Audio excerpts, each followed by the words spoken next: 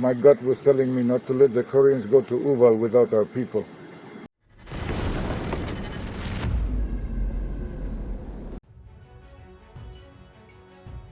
The first photo of North Korean casualties emerged online, taken from Ukrainian drone. As claimed, this is a mix of Russians and North Koreans. In recent days, footage also emerged from North Koreans allegedly attacking Ukrainian positions in the Kursk region. Russia may deploy North Korean soldiers to fight in eastern Ukraine due to heavy losses. Spokesman for the Khortytsia unit Nazar Voloshin said. He adds that Ukraine's defenders are prepared. As of now, we don't have such information. However, as reported yesterday by the head of state and the main intelligence directorate, the Russians are already deploying them in reserve units, using them in other directions such as Kursk. But it is not excluded that soon, due to large losses specifically on the eastern fronts, the use of North Korean representatives on our sections of the front is also possible, who, along with Russian soldiers, will participate in combat actions. However, our defenders are ready to meet them, and just like the Russian occupiers, they will destroy them. They let the Koreans go to the hills, thinking that they would go to the bathhouse and relax like normal people. But these imbeciles went to hunt tigers, and the hunting inspectorate took them by the ass. Now, almost the entire department has come to make excuses. Apparently, this is about one of the training grounds in the far east of Russia. North Korean soldiers were released on leave, and they went to hunt tigers. Stepanik here. I'm filming this just for you. My gut was telling me not to let the Koreans go to Uval without our people. It won't lead to anything good. It would have been better to go to hookahs and you to the sauna. Idiots, damn it. And they are hunting a tiger. Damn, you've already got Chechens. Now have to negotiate with the hunting inspectorate. This is a mess. Another video of North Koreans in Kursk. Here they just wear funny hats. Moscow has deployed a significant number of North Korean soldiers to help its offensive against Ukraine's forces in Russia's Kursk region. Ukrainian President Volodymyr Zelensky said, "We already have preliminary data that the Russians have begun to use North Korean soldiers in their assaults. A significant number of them," Zelensky said in an address on Saturday afternoon. Western officials warned in October that about 10,000 North Korean troops were sent to Russia to train and fight against Ukraine. Z propagandists complain the fighters of the 810th Brigade were sent to storm the forest position near Kruglenki in ranks, without equipment, like in the Great Patriotic War. But why whine? What about "we can do it again"? This fits perfectly with their favorite slogans: "Grandfathers fought," "To Berlin." There is progress in the direction of the village of Kruglenko. This forest is to the northeast of the settlement behind us. The 810th Brigade was working.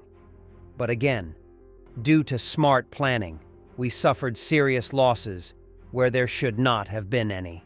At 7:30, the first wave went in 4 directions, without equipment support, so to speak, on our own. There was no equipment at all. The guys were simply sent in ranks according to a postcard, like in the Great Patriotic War.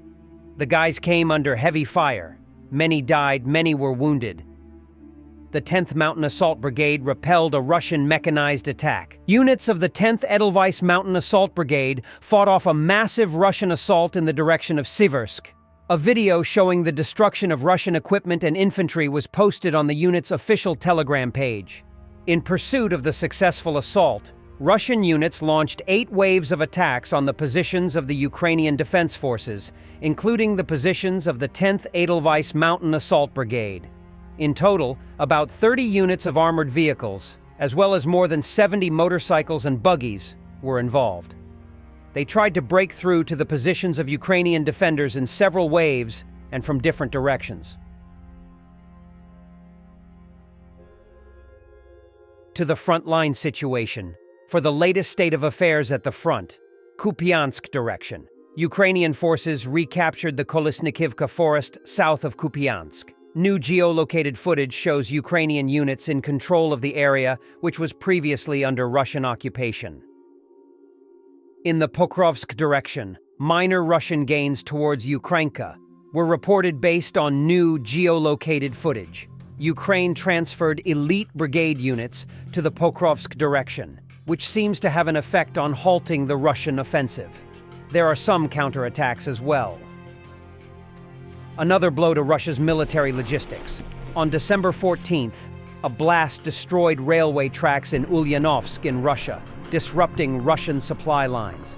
The explosion occurred near the Sviaga River, close to a locomotive depot and Ulyanovsk's engine plant. GUR claimed responsibility. Chancellor Scholz's party SPD plans to include in its election program a rejection of providing Taurus missiles to Ukraine. The draft program promises continued support for Ukraine but emphasizes military aid with prudence, ensuring Germany and NATO remain uninvolved in the war. Trump's team is open to discussing Orban's ceasefire initiative for Ukraine. Future National Security Advisor Mike Waltz mentioned on CBS that the proposal could be considered. Dmitry Peskov, spokesman for Russian leader Vladimir Putin, repeated that the latter had supported the Hungarian Prime Minister's initiative for a Christmas ceasefire in conversations with Viktor Orban, but Ukraine had allegedly not agreed to it. Ukraine, on the other hand, said that idea was never discussed with Orban. If Americans vote for some states to secede from the country and express a desire to join Russia, Moscow will consider this possibility, said Russian State Duma Deputy Alexander Tolmachev. Zaporizhzhia officials dismiss rumors of a Russian offensive on the city. We've been hearing this since September, October, November, now December.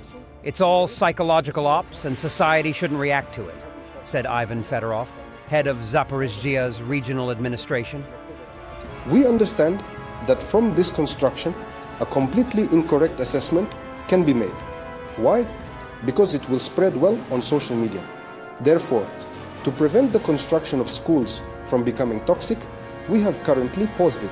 And now we are deciding with the Komashvai community, maybe we will transport children from there. But also, in reality, we see what is happening with the military situation. We have been frightened since September, if I'm not mistaken. Now there will be an offensive on Zaporizhzhia. In October, an offensive on Zaporizhzhia. In November, they have already gone. And in December, that's it. We're packing our bags from Zaporizhzhia. All this and everything. But how does society react? Therefore, this is the only school for which we have money today, but have not started building, deliberately not started. We will decide. Thanks for watching, and don't forget to subscribe. Also, if you want to support Warthog Defense, please become our member and get early access to new videos, exclusive members-only videos, and become administrator in comment section. The membership link is in the description. Rescues every day. We had a guy last week at 6 rescues in 6 days. You know, he's doing the job every day.